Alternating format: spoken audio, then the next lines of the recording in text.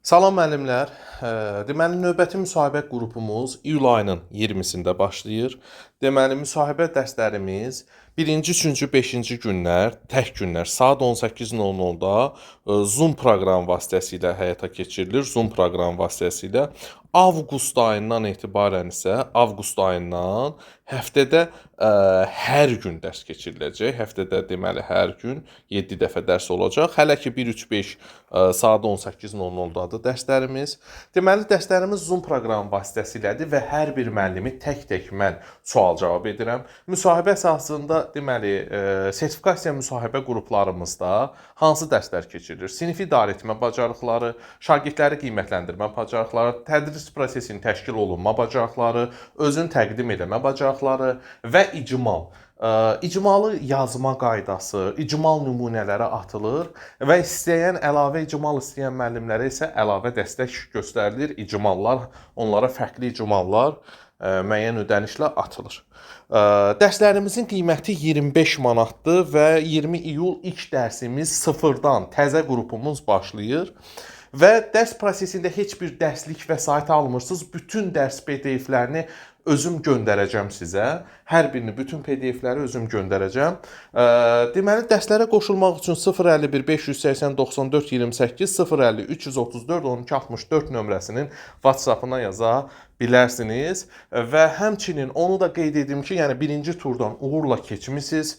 İkinci turu şansa buraxmayın. Bizim müsahibə qruplarına qoşulan bütün müəllimlər müsahibədən uğur qazanıb, yəni bizim müsahibə mərhələsinə qoşulan müəllimlərin hər biri müsahibədən keçib, heç kəsilən olmayıb. Siz də bizim müsahibə qrupuna qoşulun ki, işinizi qarantiya altına alın və ondan əlavə də, yəni misal üçün keçən il icmala görə nə qədər müəllimi kəsdilər, ən düzgün, yəni icmal yazıb aparmışdılar, amma düzgün aparmamışdılar.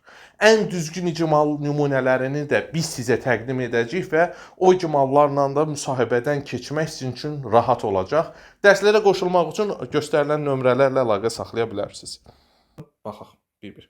1. Dərsi vicdanla keçirsinizmi? Fikrinizi əsaslandırın. Bəli.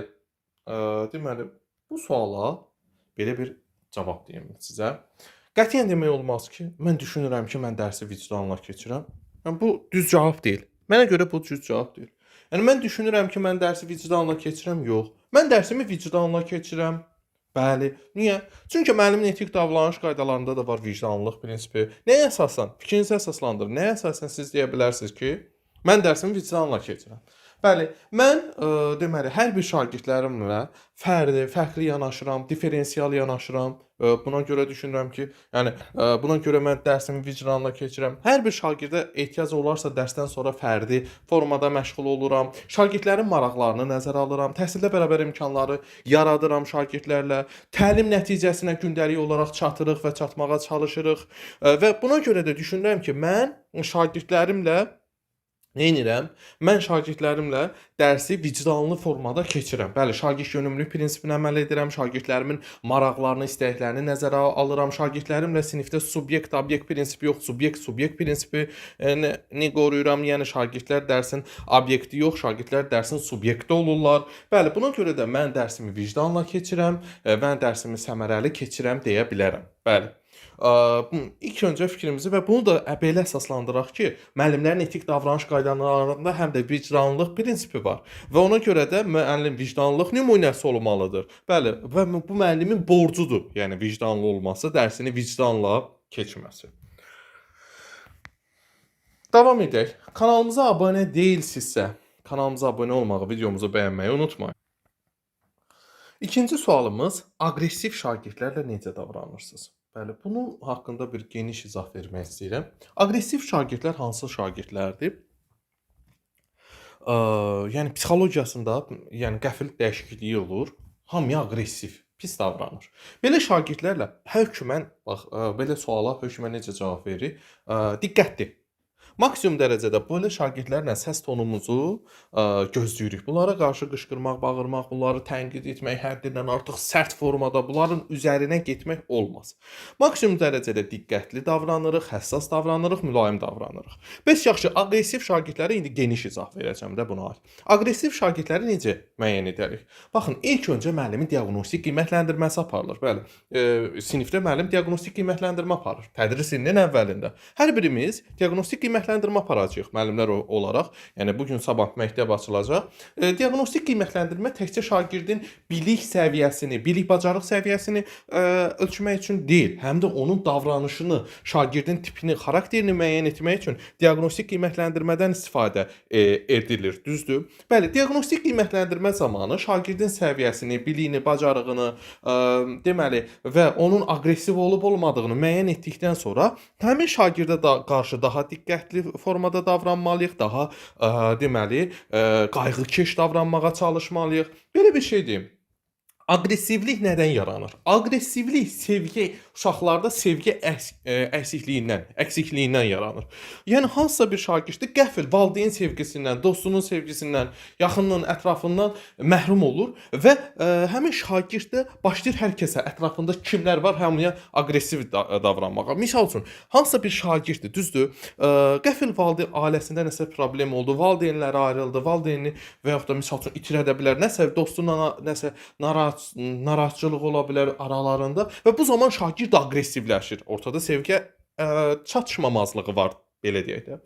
Bu şagirdə biz onda o çatışmayan cəhdi versək, o aqressivlik aradan qalxacaq. Yəni şagirdə sevgi ilə yanaşsaq və şagird o sevgini bizdən duysa və o şagirdin aqressivliyi aradan qalxacaq və maksimum dərəcədə şagirdə qarşı sevgi ilə davranmaq lazımdır, həssas davranmaq lazımdır. Həmin şagirdə misal üçün belə şagirdlərin hansısa bir davranışında xırda uğurunu vaxt itirmədən tərifləmək lazımdır. Misal üçün sinifdə hansısa bir xırda bir uğur qazandı, çalışma həll elədi, məsələnin cavabını düz dedi, sual-cavabda fəal iştirak elədi. Dərhal həmin şagirdi da gözləmək olmaz. Bir gün keçsin, 2 gün keçsin. Yerindəcə həmin şagirdin uğurunu, o müsbət davranışını tərifləmək lazımdır. Və bu da şagirdi, misal üçün, aqressivliyini aradan qaldıran faktorlardandır. Misal üçün, şagirdi düşünün, sinifdə hamıya aqressivdir. Aqressivdir, odur, budur. Siz maksimum səbrinizi belə deyək də qorudunuz. Şagirdə qarşı səsinizi qaldırmadınız, qışqırmadınız, ucadan danışmadınız. Şagirdə qarşı sevgi ilə də yanaşdınız və qəfil şagirddir. Birdən nəyinsə cavabına təsadüfən düz cavab verdi. Afərin, çox sağ ol Əlib. Düzgün cavab verdin. Bu artıq həmin şagirdi aqressivliyi düşünün necə öldürəcək? Həmin şagirdlər aqressivliyi öldürəcək. Yəni şagirdin hansısa bir fəaliyyətində uğurunu yerindəcə tərifləyən zaman bu aqressivliyi öldürə bilər şagirdə. Daha sonra bundan əlavə görüləcək faktorlardan, işlərdən biri də şagirdə əlavə qrup işlərinə cəlb eləmək olar. Əlavə cütlərlə işə, digər şagirdlərlə birgə ünsiyyətə, əməkdaşlığa cəlb edərək həmin şagirdə aqressivliyi aradan qaldırmaq olar və aqressiv şagirdlərlə də düzgün davranışa gətirib çıxara bir məsələdə davranışdır bu. Aqressiv şagirdlərlə dediyi necə davranırsınız. Daha sonra destruktiv rəy nədir? Şagird üçün nəticəsi nə ola bilər? Sualım sizədir. Destruktiv rəy nədir? Destruktiv rəy nədir? Şagird üçün nəticəsi nə ola bilər? Əvvəla gəlin baxaq. Biz həmişə sizlərlə konstruktiv rəyə baxdıq, amma baxıram ki, destruktiv rəy haqqında müəllimlərin məlumatı yox idi. Ona görə destruktiv rəy haqqında da mən düşündüm ki, sizlərə məlumat verim. Destruktiv rəy konstruktiv rəyin tam əksidir. Yəni konstruktiv rəy nə üçün verilirdi? Xatırlayaq, məsəl üçün bundan əvvəlki dərslərimizdə biz geniş formada ona baxdıq. Konstruktiv rəy şagirdlərə düzgün yol göstərmək üçün verilən rəy idi. Konstruktiv rəy şagirdlərə düzgün istiqamət göstərmək üçün verilən rəy idi, düzdür? Amma destruktiv rəy dağıdıcıdır. Destruktiv dağıtmaq deməkdir də. Destruktiv rəy dağıdıcı rəydir. Destruktiv rəy artıq ancaq mənfi şeylərə köklənirsə, məsəl üçün konstruktiv rəydə müsbət, həssas, məsəl üçün konstruktiv rəyin əsas qaydalarından biri də nə idi? Həssaslıqla çatdırılmalıdır, düzdür? Destruktiv tam orada olan qaydaların pozulmasıdır. Burada ancaq düşünün şagirdə mənfi tərəflərini deyirsən, bu nədir yazmısan, sən heç vaxt düz yazmırsan, səndən adam olmayacaq və s. və axır bu kimi o dağıdıcı dağıdıcı rəylərin, yəni həmişə şagirdlərin mənfi tərəflərini görürük, tez-tez dilə gətirirkən bu zaman dəstəkləyici mühit də pozulur və şagirdləri həmişə mühakimə edirik, danlayırıq və sair və ilaxır. Bu destruktiv rəydir. Belə rəyin şagirdlər üçün mənfi nəticəsi nə ola bilər? Mənfi nəticəsi. Belə rəy şagirdlərdə bəli, özünə qapanlıq yaradacaq, şagird özünə qapanacaq. Ətrafdan əlaqəni kəsəcək, özünə qapanacaq, şagirdi qapalı düşüncə tərzi, deməli, Karl Dweck inkişafa açıq, inkişafa qapalı düşüncə tərzi var idi. Bəli, inkişafa qapalı düşüncə tərzinə salacaq şagirdi, şagird inkişafa qapalı düşünəcək, artıq çətinliklərlə rastlaşanda onlara tez təslim olacaq, çətinliklərdən geri çəkiləcək, destruktiv rəy vermək üçün. Şagird qorxacaq hər şeydən, get-gedə dərslərində geriləmə müşahidə olunacaq və şagirddə ancaq bir element inkişaf etdiriləcək. Bu nədir? Özünü müdafiə refleksi. Ancaq şagird çalışacaq ki, nədəsə özünü müdafiə eləsin, özünü qorusun. Müəllim məni danlamasın, müəllim qışqırığından mən uzaq qaçım və sair və ilaxır. Yəni destruktiv rəy çox mənfi rəydir, çox dağıdıcı rəydir. Həmişə şagirdlərə effektiv rəy verməyə çalışmaq lazımdır. Effektiv hansıdır? Konstruktiv rəy. Destruktiv dağıdıcı, yəni konstruktivin əksidir. Şagirddə bu özünə qapalığa gətirib çıxardır. Digərlərlə ünsiyyəti, əməkdaşlığı pozulur şagirdin. Şagird nəticələri geriləyir, çətinliklərdən qorxur, tez təslim olur, tez həvəsdən düşür və bunun da mənfi nəticələri budur. Şagirdə ancaq çatışmayan tərəfləri dedikcə, ancaq mənfi yöndə kökləndikcə destruktiv rəy yaranır. Sonra mühakimə xarakterli esse yazmaq bacarığını şagirdlərdə necə formalaşdırmaq lazımdır? Mühakimə xarakterli esse yazma bacarığı şagirdlərdə necə formalaşdırmaq lazımdır? Bunun üçün mövqe, izah, nümunə, nəticə bu meyarlar əsasında bu şagirdlərdə formalaşdırılır. Meyarlardır bu. Əvvəl indi bunun hamısını izah edəcəm. Mühakimə xarakterli esse yazma bacarığı, mühakimə xarakterli deyirsə, ilk öncə şagirdlərdə çalışmaq lazımdır ki, məntiqi, bax bu esseni yazmamışdan əvvəl çalışmaq lazımdır ki, şagirdlərdə məntiqi və tənqidi təfəkkürü formalaşdıraq. Yadınızda qalsın. Əgər bir şagirdin məntiqi və tənqidi təfəkkürü yoxdursa, bu heç vaxt mühakimə xarakterli esse yaza bilməz. Mühakimə nədir? Nəyəsə mühakimə eləmək, orada olan səhvləri, düzləri, yaxşıları, pisləri demək. Mühakimə elə bu məsələni, düzdür? Bunun üçün şagirdin məntiqi təfəkkür olmalıdır və tənqidi təfəkkür olmalıdır. Ən birinci, bax bu sualı versə, mühakimə xarakterli, məsəl üçün ibtidai sinif müəllimlərinə də verilə bilər. Bax bu sual sabah bir gün müsahibədə ibtidai sinif müəllimlərinə də verilə bilər. Azərbaycan dil ədəbiyyat müəllimlərinə də verilə bilər. Esse yazma bacarığı xüsusən də Azərbaycan dil ədəbiyyat müəllimlərində bir verilmişdir, belə deyək də, icmal nümunəsi kimi. Bəli, birinci şagirdlərdə məntiqi tənqidi təfəkkürü formalaşdırırıq. Şagirdlərdə məntiqi tənqidi təfəkkürü formalaşdırmaq üçün bulan üsullar var. Bu heç bu ayrı məsələdir. Keçdik. Şagirdlərdə daha sonra esse yazma bacarığını necə formalaşdırmaq olar? Şagirdlərdə misal üçün, bax məntiqi tənqidi təfəkkürü formalaşdırmaq nədir? Hansısa bir məsələni qoyuruq, dərsdir, tez-tez dərsdə mühakimələr aparmaq lazımdır ki, qoy şagird mühakimə xarakterli esseni yazmağı bacarsın. Misal üçün, onu mühakiməyə çıxardırıq. Sizcə, misal üçün, bu dərsdə, Azərbaycan dilindən, ədəbiyyatdan hansısa bir nağıldır keçmişik. Sizcə bu nağılda filan kəsin elədikləri düz idimi? Misal üçün, qoy hər kəs mühakiməsini yürütsün. Hər kəs öz fikrini desin. Biri deyəcək, bəli müəllim düz idi. Biri deyəcək, yox müəllim səhv idi. Burada şagirdlərdə məntiqi tənqidi təfəkkür formalaşdırırıq birinci. Onu müzakirəyə çıxardırıq. Orada dərsdə olan, nağılda olan, belə deyək də qəhrəmanlarını, nağıl qəhrəmanları, nağılda olan obrazları mühakiməyə çıxardaq dərs zamanı.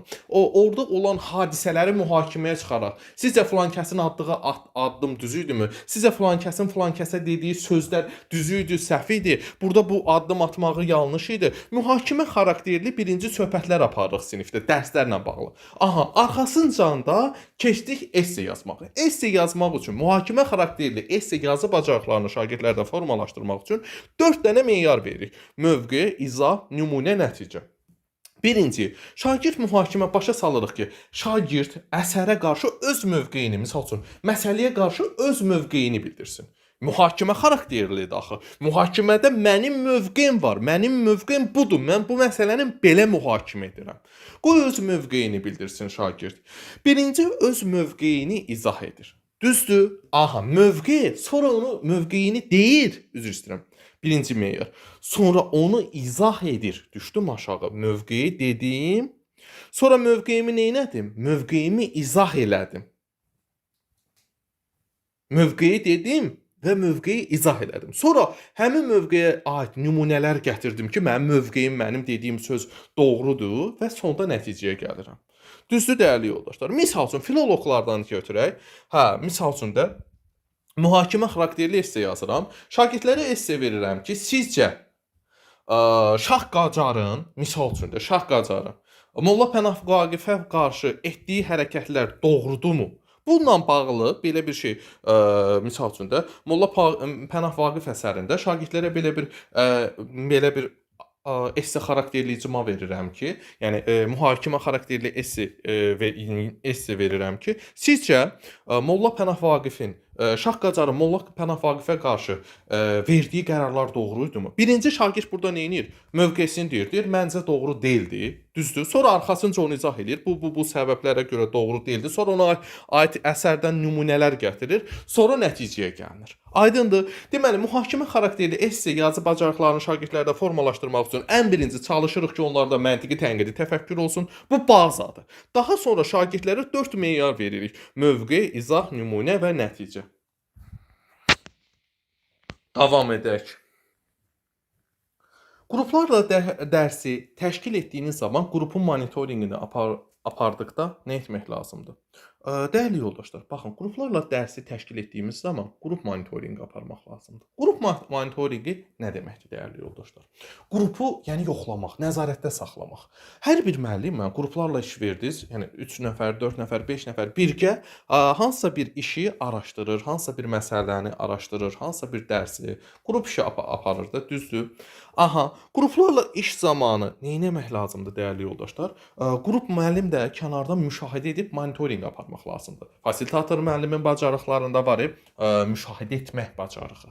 Bəli, fasilitator müəllim düzgün müşahidə edən müəllimdir də, düzdür? Bəli, bu zaman müəllim də qrup monitorinqi aparmalıdır. Qrup monitorinqi nədir? Yəni misal üçün şagirdlər qrup işini necə təşkil edir? Şagirdlərdə qrup işi üzvlərinin hamısı prosesə, müzakirəyə cəlb olunubmu? Hamısı iştirak edirmi? Kimlər zəif iştirak edir? Kimlər güclü iştirak edir? Müzakirələr düzgün istiqamətdədirmi? Mövzuya uyğundurmu? Mövzudan kənara yayınma halları yoxdurmu? Yoxdur ki, xaotik səs-küy salmaq istəyən yoxdur ki, düzgün istiqamətdə gedirmi? Və bu zaman hər bir əldə etdiyimiz, yəni müşahidələr formal və qeyri-formal formada müşahidələr aparmaqla əldə etdiyimiz nəticələri də qeyd eləmək lazımdır. Əldə etdiyimiz nəticələrin hamısını da qeyd edib və sonra müqayisələr aparmaq lazımdır. Yəni aydındır, qruplarla dərsi təşkil edən zaman bu zaman hər bir şagirdimiz haqqında geniş məlumat alırıq və bu məlumatlar da bizə dərsin sonunda qiymətləndirmə apardıqda bizə çox köməkli deyil. Qruplarla dərsi təşkil etdiyimiz Salam müəllimlər. Deməli, növbəti müsahibə qrupumuz iyul ayının 20-sində başlayır. Deməli, müsahibə dərslərimiz 1-ci, 3-cü, 5-ci günlər, tək günlər saat 18:00-da Zoom proqram vasitəsilə həyata keçirilir. Zoom proqram vasitəsilə avqust ayından etibarən isə avqust ayından həftədə hər gün dərs keçiriləcək. Həftədə deməli hər gün 7 dəfə dərs olacaq. Hələ ki 1-3-5 saat 18:00-dadır dərslərimiz. Deməli dərslərimiz Zoom proqram vasitəsilədir və hər bir müəllimi tək-tək mən sual-cavab edirəm. Müsahibə əsasında deməli sertifikasiya müsahibə qruplarımızda hansı dərslər keçirilir? Sinif idarə etmə bacarıqları, şagirdləri qiymətləndirmə bacarıqları, tədris prosesinin təşkil olunma bacarıqları, özün təqdim etmə bacarıqları və icmal. İcmalı yazma qaydası, icmal nümunələri atılır və əlavə icmal istəyən müəllimlərə isə əlavə dəstək göstərilir. İcmallar, onlara fərqli icmallar müəyyən ödənişlə atılır. Dərslərimizin qiyməti 25 manatdır və 20 iyul ilk dərsimiz sıfırdan təzə qrupumuz başlayır. Və dərs prosesində heç bir dərslik vəsait almırsınız. Bütün dərs PDF-lərini özüm göndərəcəm sizə. Hər birini, bütün PDF-ləri özüm göndərəcəm. Deməli, dərslərə qoşulmaq üçün 051 580 94 28 050 334 12 64 nömrəsinin WhatsApp-ına yaza bilərsiniz. Və həmçinin onu da qeyd edim ki, yəni birinci turdan uğurla keçmisiniz.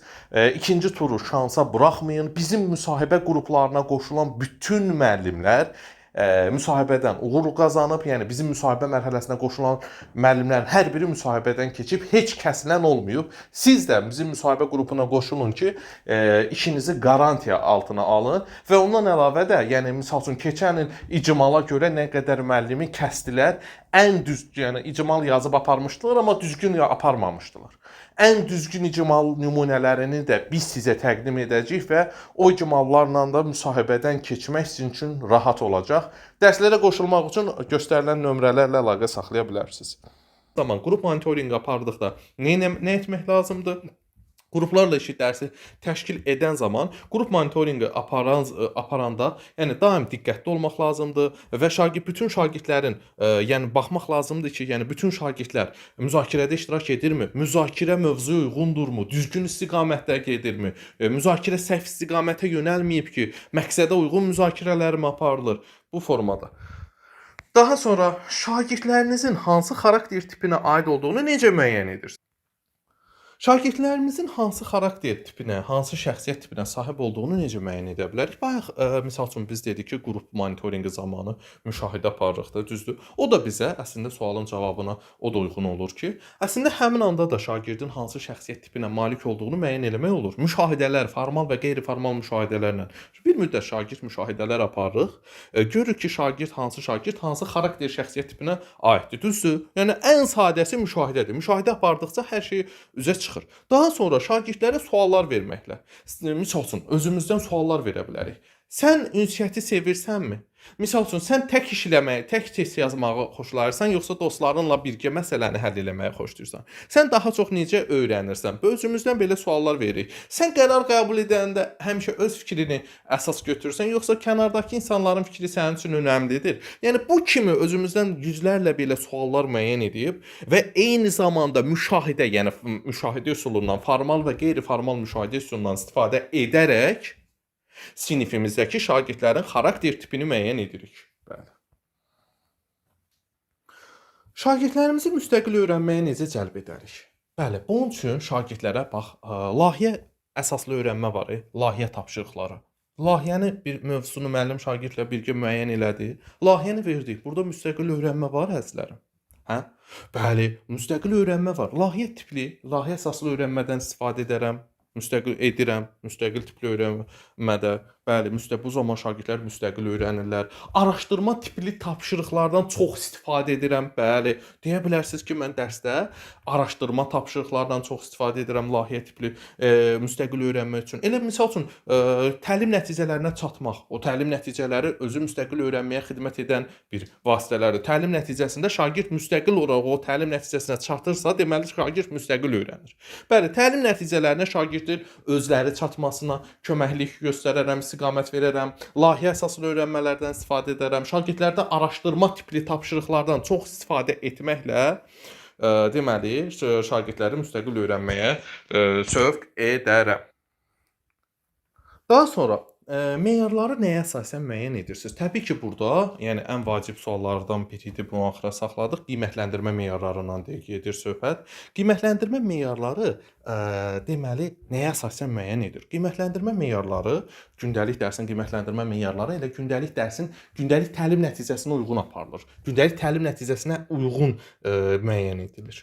Bəs yaxşı, bu zaman nəyə diqqət edirik? Baxın, gündəlik qiymətləndirmə meyarları gündəlik təlim nəticəsinə əsasən müəyyən edilir və bu zaman idrak taksonomiyasının səviyyələrinə diqqət edirik. Misal üçün, əgər tutalım ki, belə bir şey deyim də sizə. Əgər bugünkü dərsdə gündəlik təlim nəticəsi dəyərləndirmə mərhələsinə uyğun, idrak taksonomiyasının dəyərləndirmə mərhələsindədirsə, siz qiymətləndirmə meyarını, gündəlik təlim nəticəsi idrak taksonomiyasının dəyərləndirmə mərhələsindədirsə, siz qiymətləndirmə meyarını, dəyərləndirmə səviyyəsini orada dəyərləndirmə mərhələsinin 4-cü səviyyə götürürsünüz.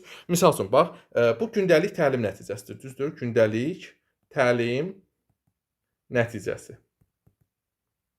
Düzdür? Bu idrak taksonomiyasının dəyərləndirmə mərhələsindədir. Düzdür? Siz qiymətləndirmə meyarları çıxardırsınız. Qiymətləndirmə meyarları hazırlayırsınız. Düzdürmü? Aha. Qiymətləndirmə meyarları hazırlayanda 4-cü səviyyə dəyərləndirmə olur. Ən üst səviyyə dəyərləndirmə olur. 3-cü səviyyə artıq ondan bir addım aşağı. Təhlil. 2-ci səviyyə olmalıdır tətbiq. 1-ci səviyyədə ola bilər anlama. Yəni əgər bugünkü dərsin təlim nəticəsi dəyərləndirməyə aiddirsə, qiymətləndirmə meyarlarında dəyərləndirmə artıq ən üstün səviyyə olmalıdır, ən yüksək səviyyə olmalıdır. Digər səviyyələr isə onu idrak taksonomiyasının digər mərhələlərinə uyğun olmalıdır. Təşəkkür edirəm diqqətiniz üçün, izlədiyiniz üçün kanalımıza abunə olmağı, videomuzu bəyənməyi unutmayın.